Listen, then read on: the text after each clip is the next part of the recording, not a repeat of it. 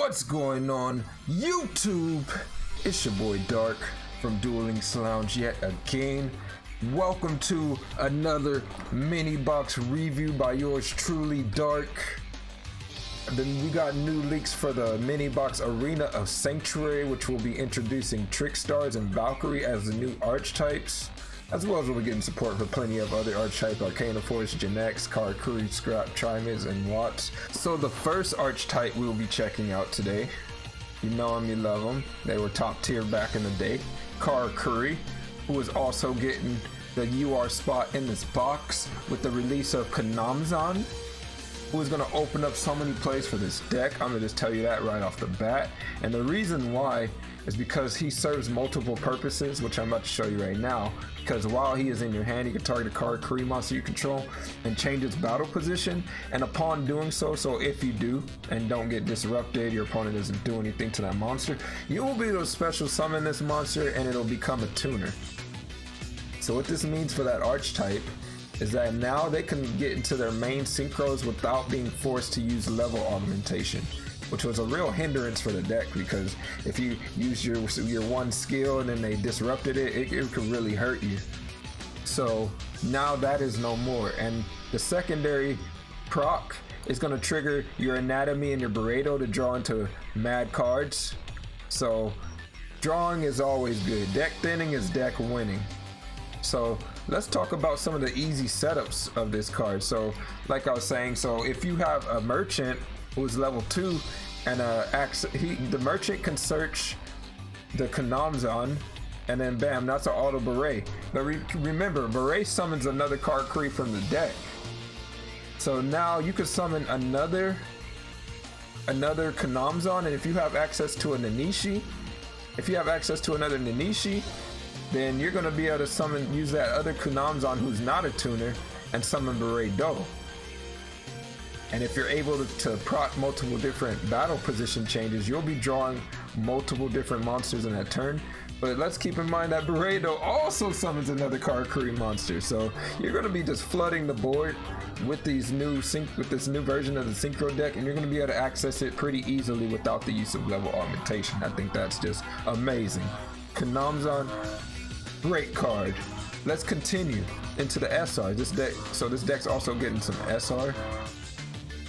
Karakuri Cashin is a pretty interesting card because it serves multiple purposes as well as it does multiple things for being one card. So if your opponent has an effect monster and you have a face-up Karakuri, you target your Karakuri, you target your opponent's effect monster, you negate that opponent's effect monster and you target your Karakuri, changes battle position. So back to proccing those draws and those specific draws, or just getting stuff changed into the safer position. But it has a secondary graveyard effect, which you would think with most graveyard effects that they would have to trigger it on the following turn. This card does not follow that rule. As soon as it hits the graveyard, it's an AD changer for Karakuri. If you control the Karakuri, banish it from your graveyard to change your face-up monster's battle position. So this also procs your cards to be able to draw, but you can also target your opponent's monsters. And the really amazing thing about this is that it's in the graveyard when you do this, so you can do that on your opponent's turn, banish it, protect yourself. So a very versatile card in its own right. Searchable with Merchant. Trigger your procs. Like, I don't know what else to say about this card than just two amazing cards for this archetype. Now, is that gonna make them top tier? I think this deck will be able to be a nice rogue deck right now as it stands, because you can just, there's a lot of decks that we have in this game that can just really steal games by just overwhelming your opponent. So maybe that should be the focus of this deck. It's very good at that. And being able to have access to your cards really easily and drawing into multiples, that is going to be super easy to do, it seems like. And the last card we got here, Karakuri Gamma Oil. Sort of like a premature burial for this archetype, but the thing that separates it from premature burial is that it doesn't, when it's removed from the field, the monster doesn't die. It has a secondary effect whenever you change a battle position of your Karakuri monster. you will gain 500 attack and defense, which is permanent even when the card leaves the field. So this card's sort of like Magnet Reverse. Magnet Reverse is another good card that's in the same class as this card, as it can access cards from the banish or the graveyard that can't be normal, that can't usually be summoned. You ignore the summoning conditions. It sort of has like a watered down Power of the Guardians effect. I don't know how effective that will be. I think the real strong part about this card is just the fact that you can bring back any Karakuri in your graveyard and special summon it. So maybe sort of like a 1-of or a 2-of, because maybe you'll have to access that level 5 in the graveyard to access a tuner, you know, have your tuner on the field to set up plays in that way. Or are you going to rely on your beret? That's what we have to really ask ourselves. So I think Karakuri Gamma Oil is cool, but I think the real stars of this right now are the Cash In and the Kanamzan. So we're gonna check out some of the optimal turn 1 plays with this deck, so I can show you in the replays. So let's begin. So the first replay we're gonna look at here is the optimal turn 1 play and how to set up the double beret. So you got your normal summon with that. Switch, summon the Kanamzan, search the merchant. Merchant lets you search whatever you want. You get that Cash In. Yeah, that was used with your extra normal summon. So bam, you got beret. And you have Nishinpachi on the field. Now you summon that. Now you get to summon your Beredo. Beredo now summons another. Then you switch to get that free search. And then bam. You're drawing. You just drew multiple cards in that turn. Set double back row, and you're looking A1 right now. So let's check out our second combo here. Which in this one you're gonna see how easily you can end on a multiple beret field. So triple Nishinpachi is not that bad. Bam, search. Bam, level 7. Bam, search.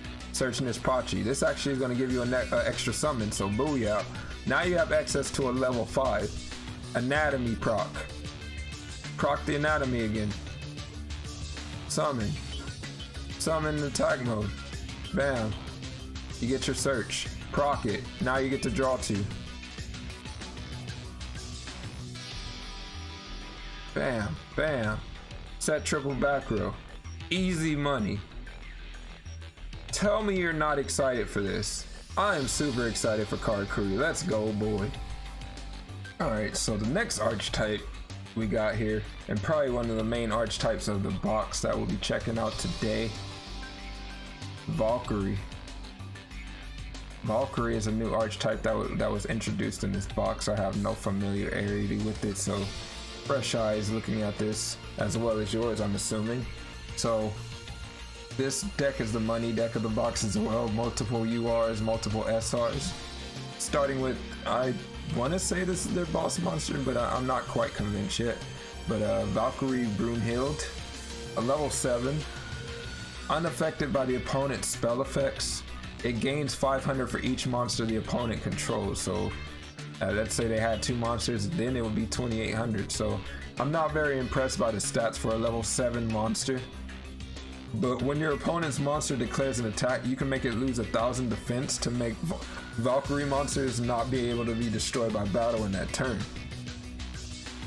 So what is the significance of that? As you know, it's in this meta and this game itself, you know, being destroyed by battle is usually something that's easy to get around. Being able to be destroyed by effects probably would have been a better payoff.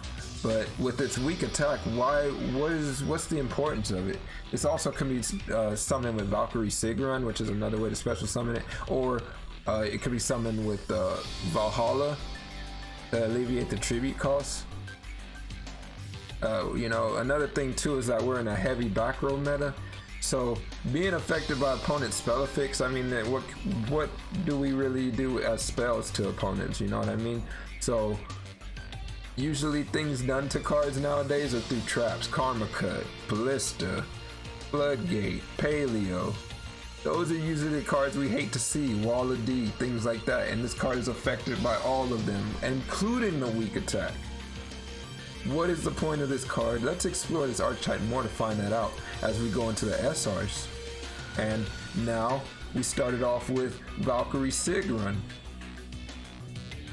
Valkyrie Sigrun is pretty interesting because level 9, so I'm noticing a lot of these cards are higher level than we want them to be, so it's really making Valhalla a real key card to use in this deck. But this card specifically, if it's in your hand, you could target a face-up spell or trap you control and send it to the graveyard to special summon it from your hand. So upon being summoned, normal or special summon, you can summon a level 8 or lower vault from your hand or graveyard. So we could summon the Brunhild from our hand or graveyard if we had it, so I guess that's an easier way to summon it, right? But you know, this first effect here, target a face-up spell or trap you control and send it to the graveyard to special summon it. Technically we could send Valhalla. Maybe we could run like a field card skill or a continuous card skill of that sort. That would be continuous spell or trap. And bam, you got yourself an easy Sigrun in the early game. The attack and defense stats aren't that great, but definitely better than the Brunhild. So we got ourselves an easy card to summon. Maybe this is one of the key cards in the deck. Let's explore some more. So Valkyrie Shesti, pretty much a level 1 first card that I see here that's not a ridiculously high level. But it has 0 attack and 2000 defense. Upon special summon only, you can special summon a Valkyrie from the deck. So you can search any Valk with this. So if you summon this with the Sigrun, the Valhalla, the Virierte, or even you could try Celestial Transformation, these all trigger proc Shesti. Shesti is looking like the card we need to focus on here. You can summon any Valkyrie you want, so maybe you could summon another Sigrun if you wanted to, and then you can special summon it from your hand or deck. Okay, we got some interesting interaction going on here. So Shesti is the card we want to summon, and then Shesti gives us access to any Valkyrie that we need from our deck when we need it. So on the secondary side, it can also send 2 cards of your opponent's deck to the graveyard once per turn. So I don't know how that would be relevant. You never want to send your opponent's cards, especially from their deck, to the graveyard. Maybe if it's sent like one from their hand in the graveyard, maybe that'd be too good. But that's kind of generally what you want out of it. So Shest looking like she got some nice little combo with the Sigrun, and then Shest is also giving us access to a Brunhild or any other monster in this archetype. Let's continue exploring. We got Zoete, who has 2 specific effects here. Whenever it's summoned, you can target an opponent's monster and destroy it. Or after damage calculation, if it battle, you can add any continuous spell from the graveyard to the hand. So the only continuous spell card I can think of right off the bat. We love it, we use it.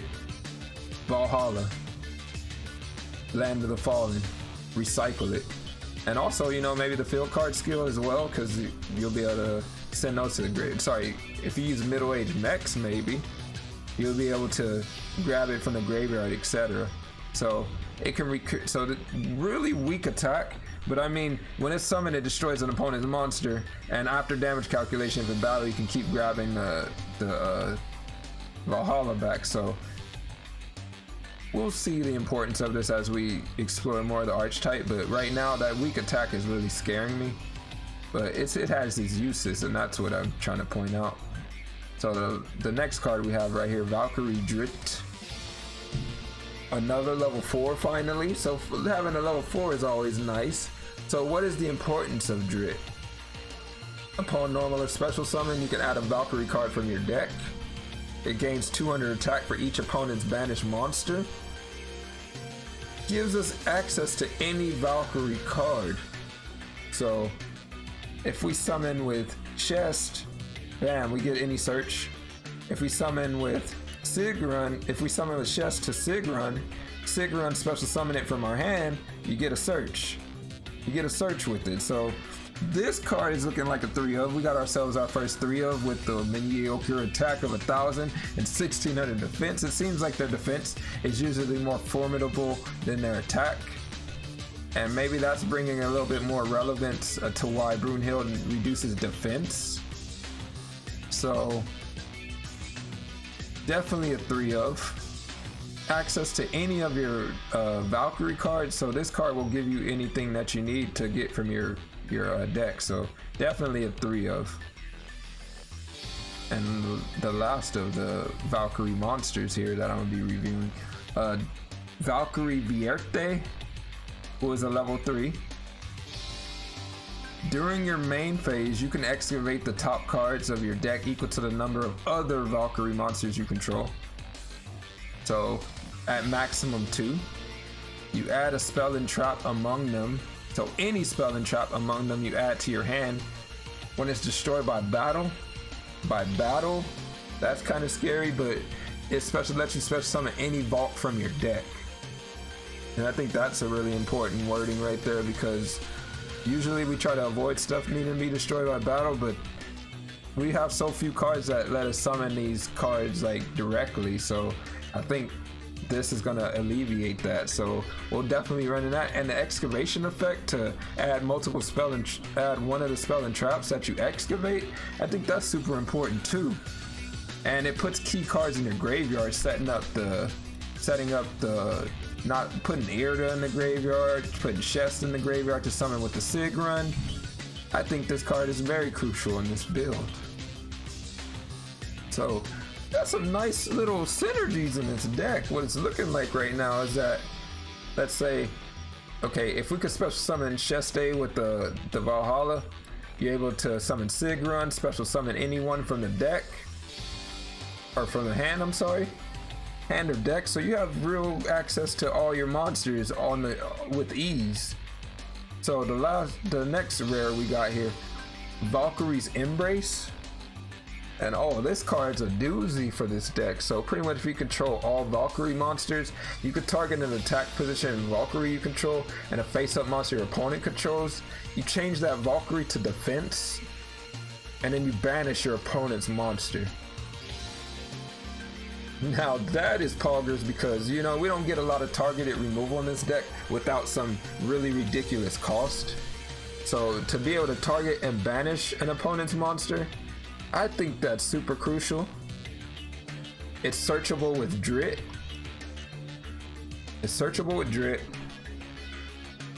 Very powerful card here. I think that's a 3 of in this deck. Pretty much you summon a Valkyrie and you're already able to activate it. I think the only thing that hurts is that you switch them out to defense. So unless you had it out for a turn already, you're missing out on an attack. Possible damage, possible game attack, stuff like that. But I think this is an amazing card. So triple Valkyrie's Embrace, I'm about that life. So let's continue on to the Apple of Enlightenment. Apple of Enlightenment, interesting card here. So target cards in your opponent's graveyard equal to how many Valkyrie you control, so maximum of 3, and banish them. So they got themselves a built-in soul release who, if it's destroyed or banished while set in the spell and trap zone, you can draw cards equal to the number of Valkyries you control. So what this means is that you can't chain it and then still get the set ability if they chain like Cosmic Cyclone to it and things like that. So I guess that's a way to balance it out, but banishing 3 opponent cards in their graveyard, I think that's super crucial. You literally ruin Invoker decks, you ruin Shinra decks, you ruin Blackwing decks, you ruin any deck that relies on the graveyard, and any deck that runs mains like Galaxy, Nightbeam, Cosmic, anything to destroy or banish it while it's face down, you could draw up to a maximum of 4 cards if you control 3 Valkyries. So this is a good way to bait your opponent into doing things. This is a good way to play around, you know, being worried about those possible back row removals, and the payoff is amazing. So at some point I'm like, I don't even want to banish my opponent's cards. Hit this card, please. So Apple of Enlightenment, I don't know how many I would put in the deck, but definitely 1 has to be in there. This card is amazing, and it's searchable with Drit, by the way. So let's explore some combos that make this deck strong.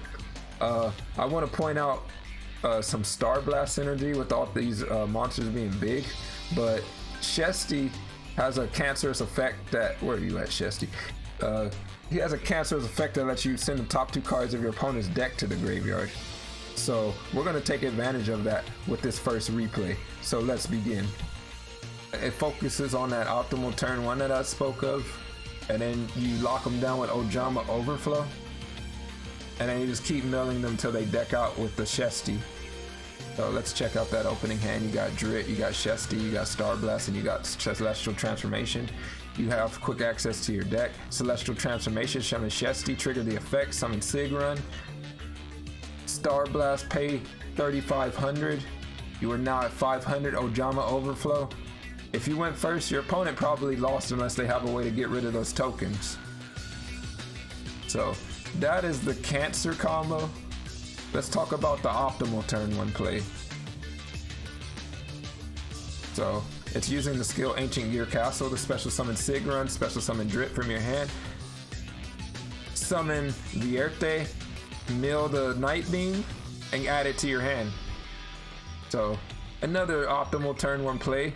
You're in on Vierte, you have Sigrun, and you have Drit, and you just once during your main phase, you're just out here adding and excavating.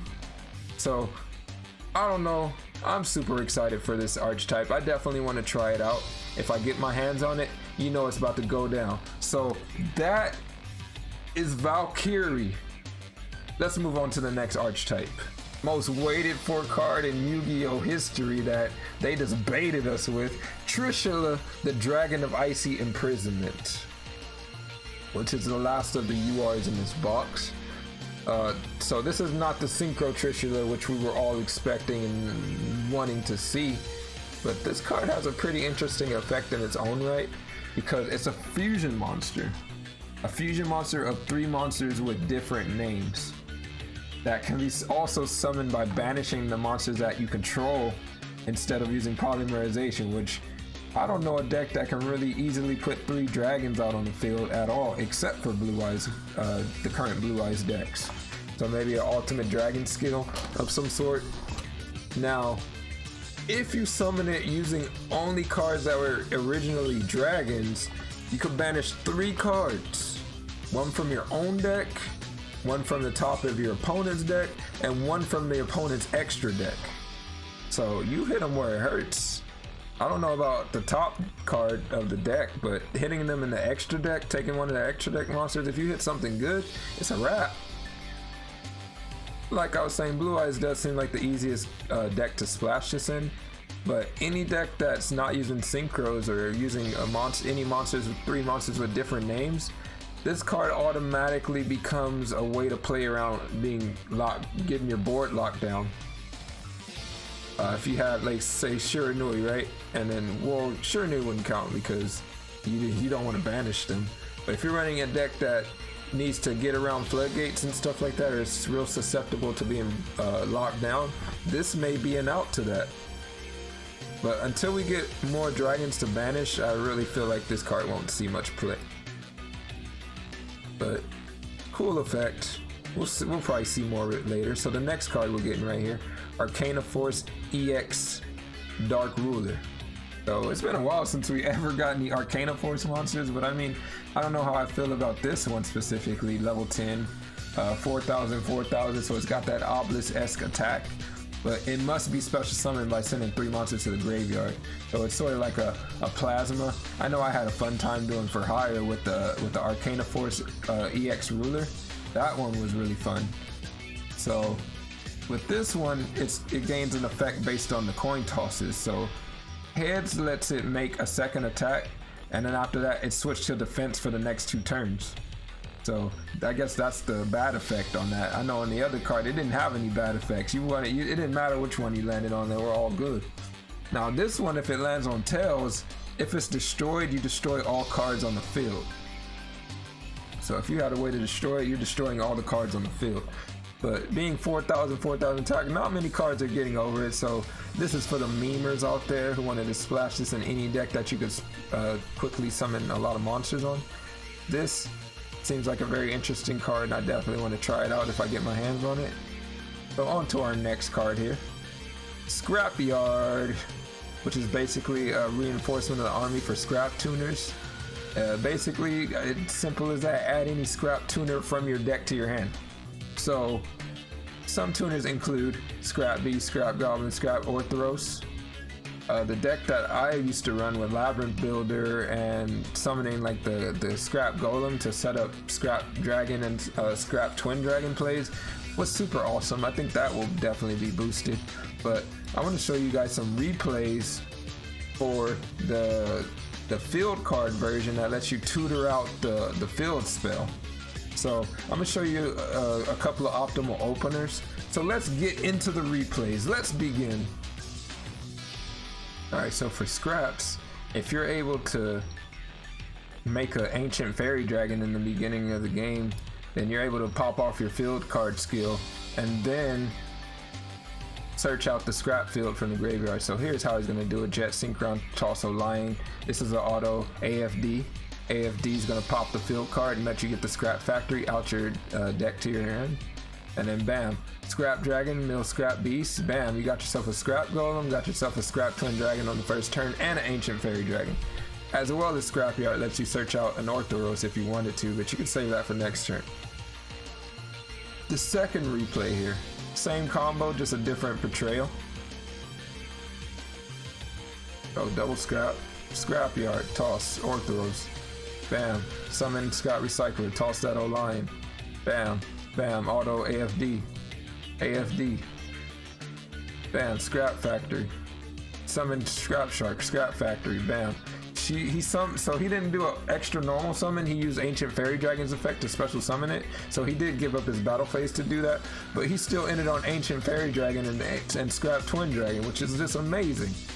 And remember, you could pop any card to bounce, to sort of do like a dual wield style effect to your opponent. So if you know me, you know I was loving the scraps back in the day, so I'm super excited to try out this version of scraps. So be on the lookout for that. Let's move on with our singles. Let's continue. So the next archetype we're going to be the next single we're going to be checking out, probably one of the more waited for singles that I've been hearing about this Tri-Mid boss monster for so long. We're finally getting him, Tri-Mid Sphinx, which is pretty interesting card for this archetype. So he can't be special summoned by any ways except for being summoned by a Tri-Mid card. So you can't special summon from the graveyard, you can't special summon from your hand without it being because of a Tri-Mid card. So if a Tri-Mid card you control is destroyed by battle or card effect, you can special summon it from your hand. While you control another Tri-Mid card, it gains 500 attack and defense for each field with a different name in your graveyard. So if you're using the normal field cards, you got a maximum of 1500, so this guy can go all the way up to 4000. But also on top of that, your opponent can only attack the Sphinx. So he's taking advantage of all the Tri-Mid synergies. If you send King Golem to the graveyard, he's coming to the field. If you send a Tri-Mid Cruiser to the graveyard, you can search him. If a Tri-Mid Fortress is on the field, he is indestructible by card effects. So one thing I want to point out with Tri-Mid Pulse can special summon him from the graveyard as well. So this card is going to be extremely consistent for the archetype. Now, I don't know how strong the Tri-Mid archetype is in this current meta. There's so many broken things, but I will tell you that this card will definitely make it indubitably stronger, I'll tell you that much. Now, to see if he's relevant or not in this meta, only time would tell. He's definitely cog worthy, and I'll definitely get a copy of at least 2 to 3 of him. So that is Tri-Mid Sphinx. I hope you guys are excited for that, because on top of that, we're finally getting Karma Cut. We've waited so long for this card. I'm actually surprised that it's coming out right now, because we still haven't got Stratos, we still haven't got Fiendish Chain, and this box actually came out after that box. So now this means that even Leveneer might be coming out soon. So Super excited for that. We'll see what it brings. Let's go, boys. So that is it. This is Arena of Sanctuary. This is the mini box that hopefully will be coming out within the next couple of weeks. I'm pretty excited for this, though I'm not excited for it to be meta relevant, but it is going to breathe a breath of fresh air into the ladder and the gameplay as we try out some of these new archetypes with their new support. So I hope you guys enjoyed the review. If you enjoyed it, feel free to hit that like button, subscribe. I appreciate you all. Have a good one. Duel Links Lounge, we out of here. Let's go.